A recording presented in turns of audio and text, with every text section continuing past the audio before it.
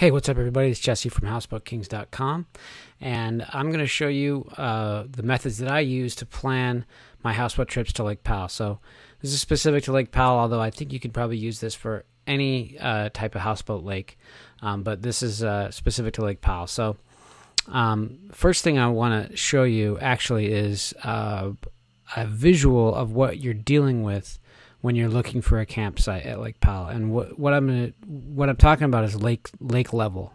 So the lake level varies widely throughout the year and throughout the decades. And so there's really no way for me to say this campsite, I camped here last year and it's a good campsite, because it most likely isn't around right now. It's either underwater or inaccessible by boat because the water level's too low. So the great thing about Lake Powell and the frustrating thing about Lake Powell is you never find the same campsite ever again. You rarely ever find the exact same campsite. And if you do find the same area, you're not in the exact same spot, and you get the idea, because the water level changes so much. So there's actually a pretty cool little visualization I'm on earthengine.google.com, and it does a little time lapse of all the different satellite images throughout the years, and so you can see it's a great visualization of how much the lake level changes. I mean, it almost breathes how much it changes. This starts from 1984 all the way through 2018, and you can zoom in a little bit too, and you get a little bit better of an idea. Because really, what you're doing is you're looking for a campsite along some of these, these canyons in the shore. This is a popular canyon. This is a popular canyon. This is where I usually camp. This is where a lot of people camp. It's usually pretty busy, but if you zoom in even further, let's see how far I can go in on this thing. So that's as far as I can zoom in. So let's play that again. I'll show you how much the lake level changes. See that? So, as you can see, it's pretty much impossible to find the exact same spot. But this tool is pretty cool for a couple of reasons. If you get a tip from your friend, I've stayed here and it's really good. And then, when did you stay there? Oh, we stayed there in 2017. So go find out 2017. Okay, now it's 2018. Well, it's probably look how much the difference is, right? Now, I will say that this is only taken once per year, and so it's not it varies every day. So there could be a moment in 2018 when 2017, there likely is a moment where the lake level is exactly the same. And there's a tool online called Lake Powell lakelevel.com or something like that. Just Google Lake Powell lake level. It comes up first.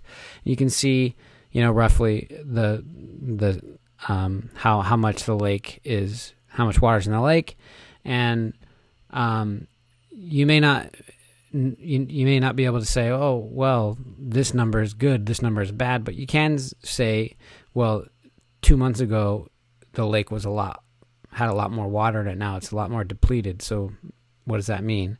Or 2 months ago it's the same as it was, or 2 months ago there's way more water.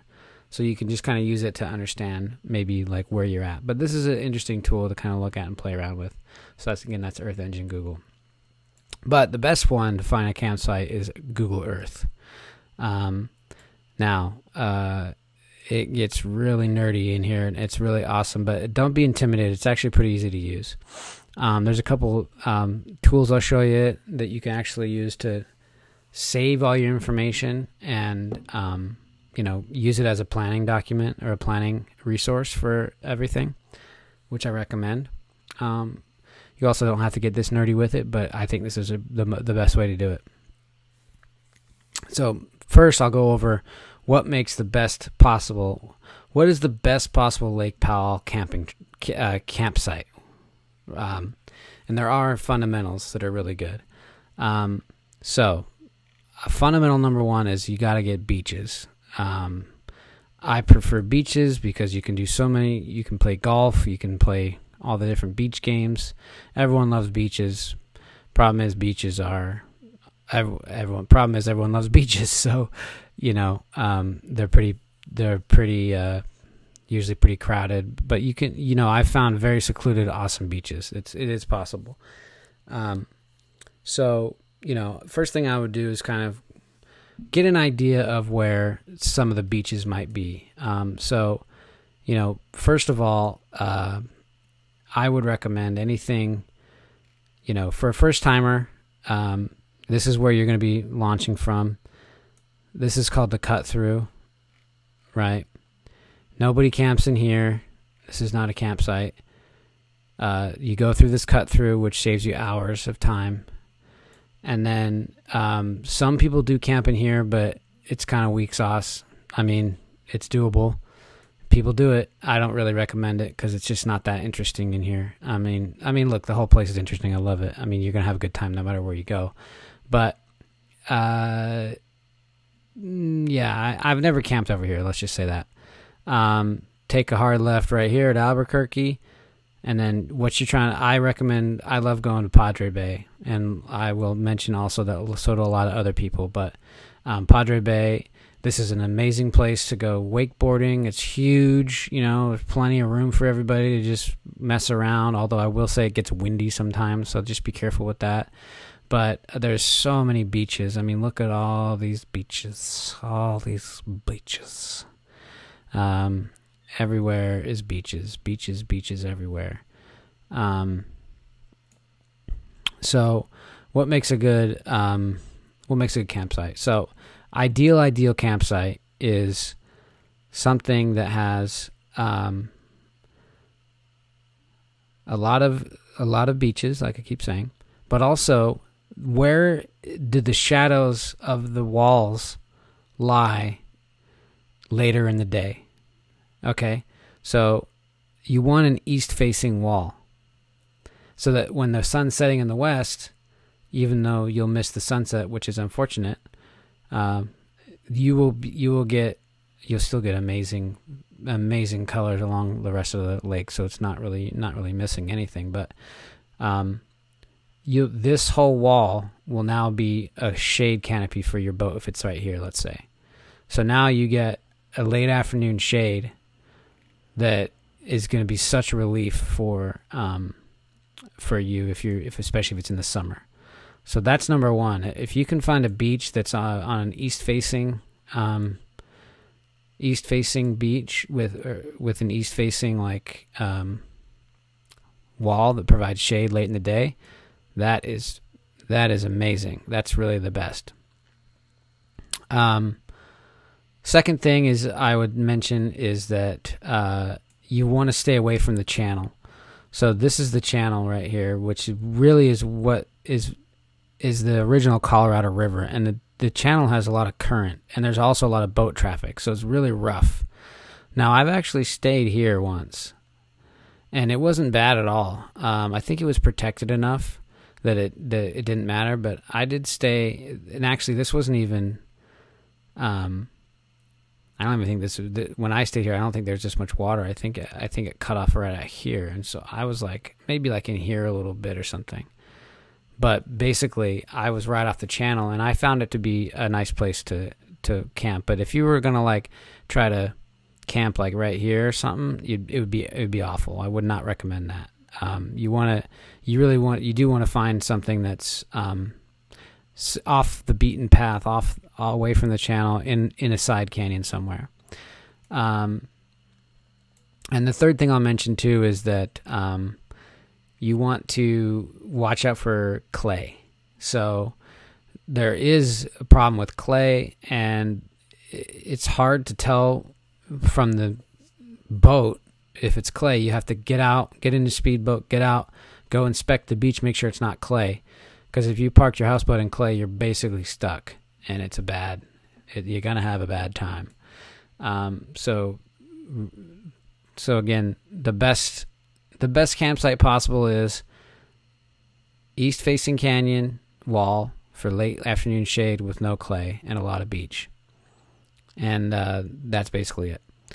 What I will say too is you're not going to find a beach that doesn't have a bunch of sticky things and cactuses and plants and stuff. So always bring a rake and just plan on raking up some stuff. And you can usually create a really nice beach even if you can't find the perfect one right away. And like really there isn't such thing as a beach on Lake Powell that doesn't have a bunch of prickly stuff on it. So you always want to have a rake. I'll mention some popular places to go that I know about, and this is by no means comprehensive because I've basically only been to Padre Bay, if I'm not gonna lie. I mean, I've been up here and I've done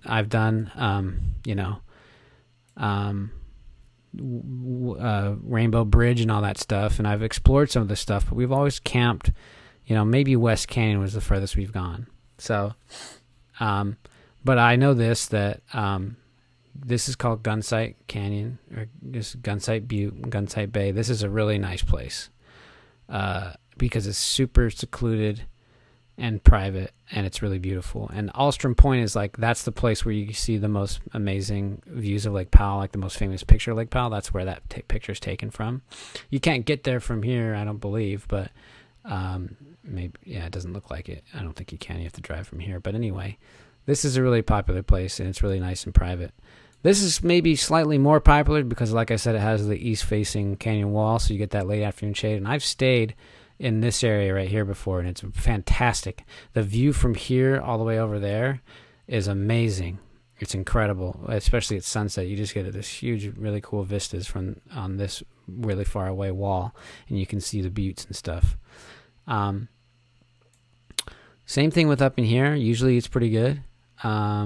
All up in here. I mean, this whole northern side of Padre Bay is pretty dang good, but very popular and very crowded. So, just be aware that you may. I was able to find a really nice spot here too in 2019. It was very, very private, and even though in just over here was like a bunch of just like boat rockers that were just partying all night, but it was quiet enough that and this is a good example too, because we were actually basically behind this wall here, so the water was actually all the way up here. So and then I do know that West Canyon is a popular place to go find a campsite. I think there's some spots in here too, and then I've heard that that maybe up here there's some spots, but I think I've also heard that it's kind of iffy, but I've never actually tried to explore up here. But another thing you can do to see if there's good camping spots is with Google Earth is so high res that you can zoom in and see if there's any houseboats, because there usually is, and I don't see any right here, even though there's houseboats over on that other stuff I was telling you about. So you can use Google Earth to really find out where the popular spots are. Friendship Cove I heard is great, and then I believe this one is one of the more popular ones as well, this canyon. And I think I might even find a houseboat if I zoom in right there. Look, is that a houseboat? Oh, it wasn't. But anyway, now, when we're getting up in this part of the lake, we're getting further and further away from the marina, and that only matters if you aren't very well supplied, right? So if you have plenty of ice and everything, and maybe even you have an ice maker and plenty of beer and plenty of gas, then being up here in this part of the lake it's nice because it's more private. Most people like me, they're really not willing to go further than this. So if you can the further you go up, the more private you get, I think. But you need to make sure you're prepared for that, because going back to the marina is now like a full day excursion just to get some ice or something, So don't do that. So those are some of the basics for finding a spot.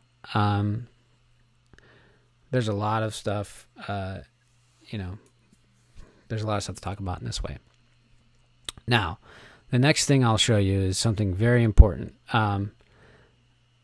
One of the hardest things about planning a houseboat trip at Lake Powell is knowing how much gas you're going to be using and how far you can go in your houseboat. So in my other planning video that I mentioned, or that I made, I was talking about how to calculate fuel costs and in my planning document that I was showing you. And I'll share that link in this video as well. So how do you do that? Because obviously you can't use Google Maps or Google, to find some sort of path to wherever you're going, right? But you can draw a line, and you can measure it. So if you go to Google Earth, you can measure right here, and you can measure it in nautical miles and centimeters and feet, yards, snoots. What's a smoot? I don't know. Let's find out how many smoots it takes to get to Padre Bay. So we're starting from Wahweap, and we're just going to go straight through the cut through, all the way up here. Bing, bada bing, bada boom. All the way in here. Wow, already 7,000 smoots. Whoa. And let's just say we are going to go to the campsite where I stayed in 20.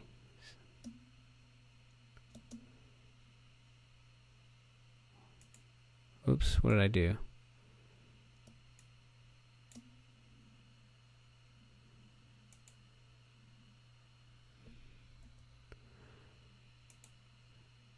Well, you get the idea.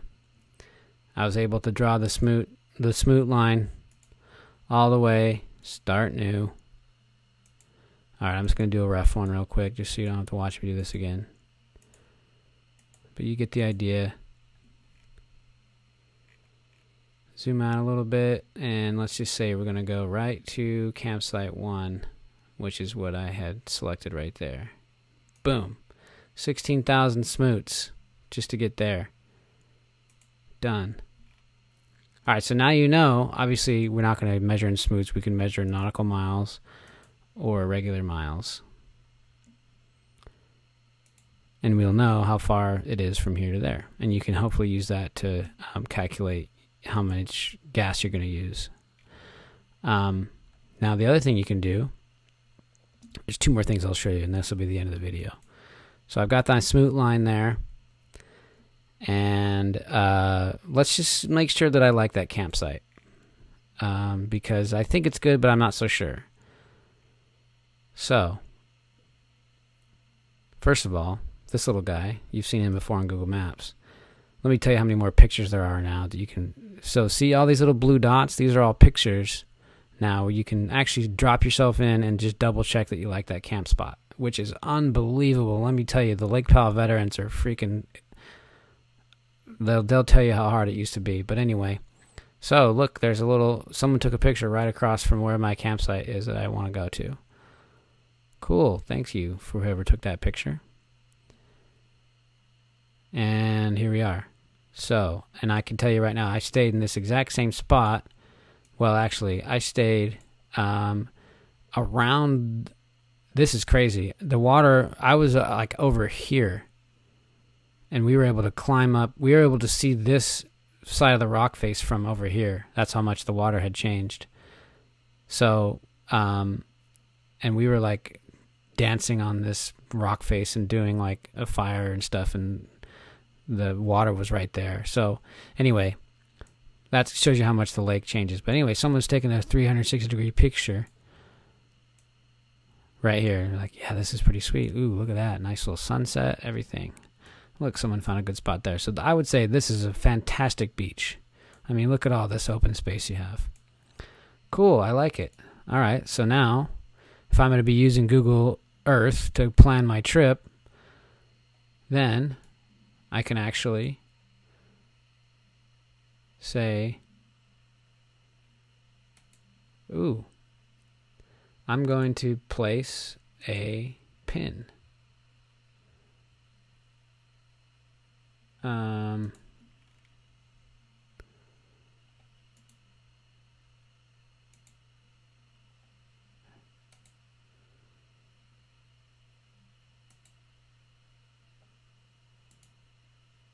Well, it was easy the last time I did it.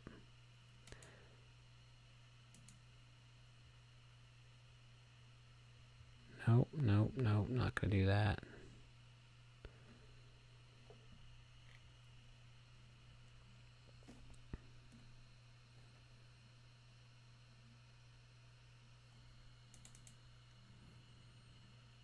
Anyway, I already did it here. So I said campsite 1, and now I can look up the latitude, longitude of that point right over here. Which, if my face wasn't there, you could see that you got the latitude, longitude would be showing right here, and you could change the pin and all that stuff, and add a photo and add notes, and say this is what I want to look for the next time I go camping. Now, there's any of the blue dots that you see when you hover over this guy. I actually want to see one more because I've been over there before, and it's freaking beautiful. Where is it? Oh, there it is. I saw a photo over here.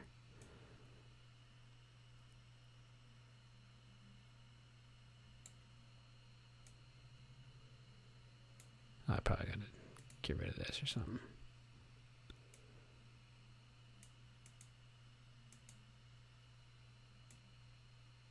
Anyway, you get the idea. There was a photo here. Looks like something my computer's freezing up for some reason. But anyway, you can see the different photos that people have uploaded. That's very useful. Now, the last thing I'll show you is something that I really wish I would have had the first time I went to Lake Powell. Oh, my in-street view? Is that why? Exit street view? Okay, let me pause this while I figure this out. Sorry.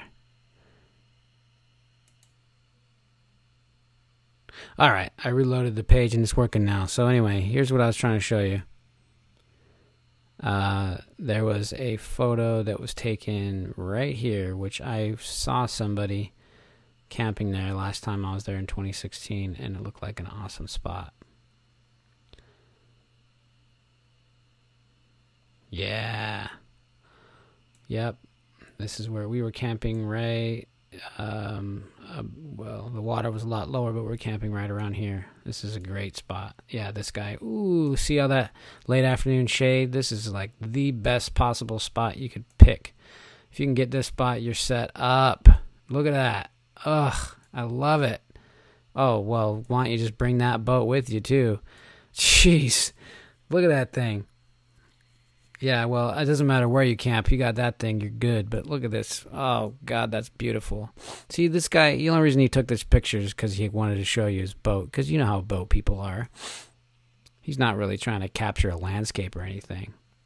I mean, I don't blame him. That's a pretty sweet boat. I really want that boat. Anyway. All right. Last thing I'll show you, and then let's just wrap this video up. This is really awesome. I've saved the best for last. Somebody who appears to be visiting from an Asian country of some sort, was riding through the tour boat and took a street view along the entire path. These are all 360-degree photos that you can just plop yourself into. And you can do this in Google Maps too, because Google Earth is a little slow. But you can. This is also available in just regular Google Maps. This is so amazing. So I want to give this guy credit. Oh man, I can't see it because of my face. Hold on one sec here.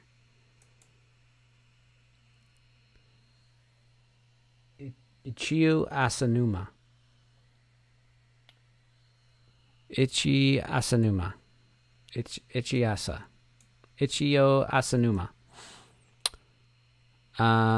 Anyway, this guy saved your ass, dude. Ichio Asanuma saved your itchy ass. Okay? Because if you've never been to Lake Powell, now you can literally just take the freaking tour boat ride and you can see every single landmark from the water, so you don't have to sit there and guess because the map really isn't that useful. I mean, it's useful, but these landmarks are what you need to start you need to pay attention to. So if you're like, all right, I know where I'm going to try to go, but I don't know when to turn left. like for instance, I got lost trying to find this spot once. And so, these buttes are really part of are really the main, like landmarks. So you want to pay attention to these buttes. And I believe this is Gregory Butte right here. Oh, no, that's not Gregory Butte.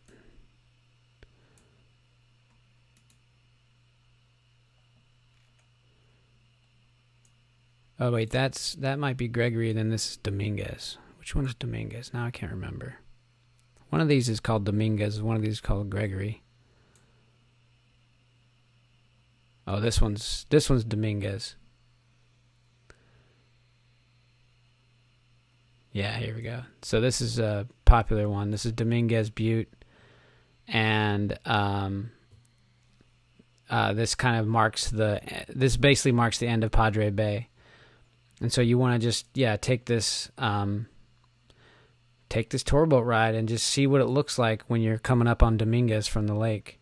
And then this will really keep you oriented. And then you'll know, if you look behind, this is all Padre Bay and all the different spots I was telling you about, and this is a gun sight. So anyway, that's super useful, and people that have been going to Lake Powell for years and didn't have this are thanking Ichiro Asanuma like no other. And also probably damning him, because now any jabroni that wants to rent a freaking houseboat can just go here and learn from me how to hack the system and try not to die on the lake. But anyway, that's another story. Hopefully this was helpful. Houseboatkings.com. And share this with anybody who goes to Lake Powell, and let me know if I missed anything. Thanks so much.